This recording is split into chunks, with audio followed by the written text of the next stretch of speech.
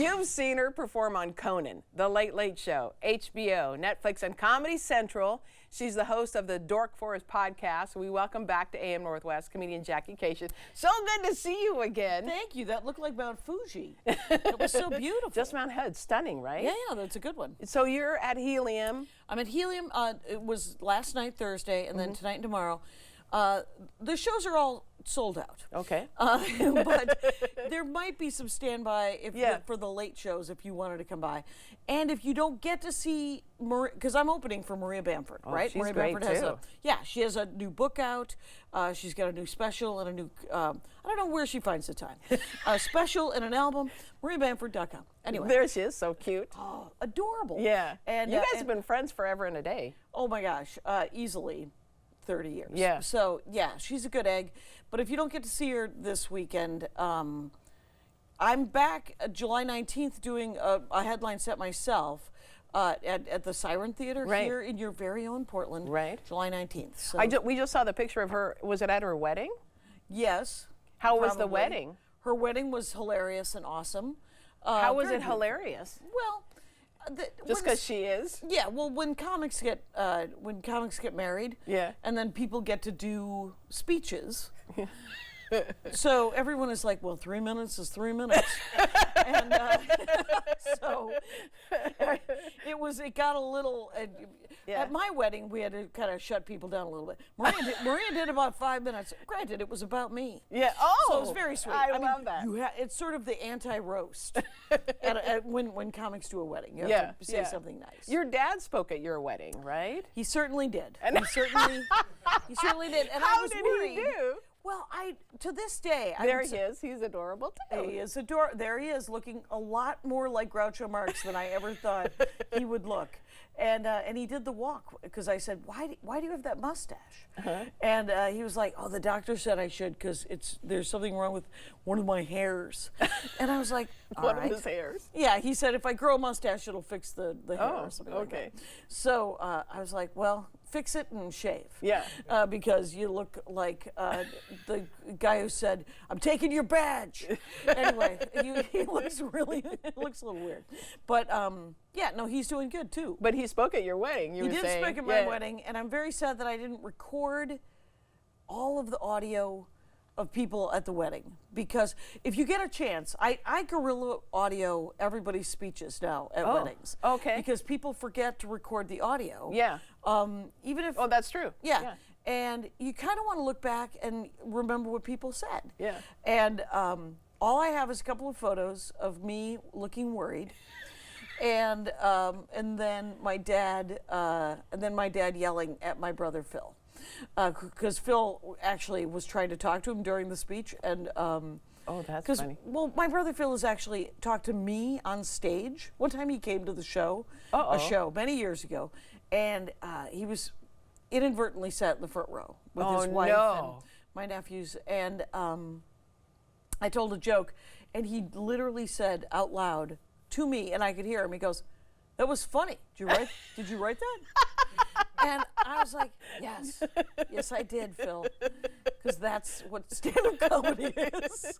You have 4 brothers and a sister, right? Yep. So tell me about growing up, because look, here that's a pretty big group of kids. That's a big group of kids right there. There's an Irish Catholic lady, right? Who did. My sister always says, you know, the condom was invented in the 1700s. And everyone always tells her, well, then you wouldn't have been born, because she's second to youngest and I'm youngest. And she goes, no, I would have been born, but I would have been born a Rockefeller like I was supposed to have been. And it was loud and it was busy. Yeah. But it was... your dad treated you like one of the boys, right? Yes, when he was around. My father's a lot like radiation. We never saw him, but he affected all of our lives. And so he was, and my mother died when I was very young, and he remarried almost immediately, someone who was a great loss to the Austrian army. Nancy Kashian was a delight in many, many ways, but she literally had, she was just trying to keep us off the pipe, keep us off the pole. And she did good work. She did good work. Off the pole. Yes, it was my brother's.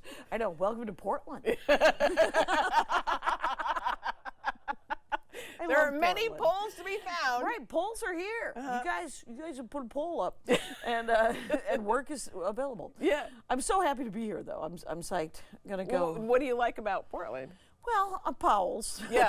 Yes. But, you love Powell's, don't you? I really do. I always buy a new T-shirt. So Powell's kind of has they got my number because there's always a new T-shirt. Because I come like twice a year. And I love the outfits. There's a picture I think we have of you as a kid, and like what you wear is quite the statement. Like you have pants that, I mean, just as a little kid, you had like here's the vest. That was my dad's vest, and then that was a pin that my stepmother gave my sister and I. But that vest, I think my grandmother's sister knitted that for my dad. Oh, wow. And so it was something that I thought was cool for a hot sec. Yeah. And Nancy did that. Nancy tried to dress Darla and I as little girls because she didn't have any kids. And she was like, oh, I always wanted little girls to dress.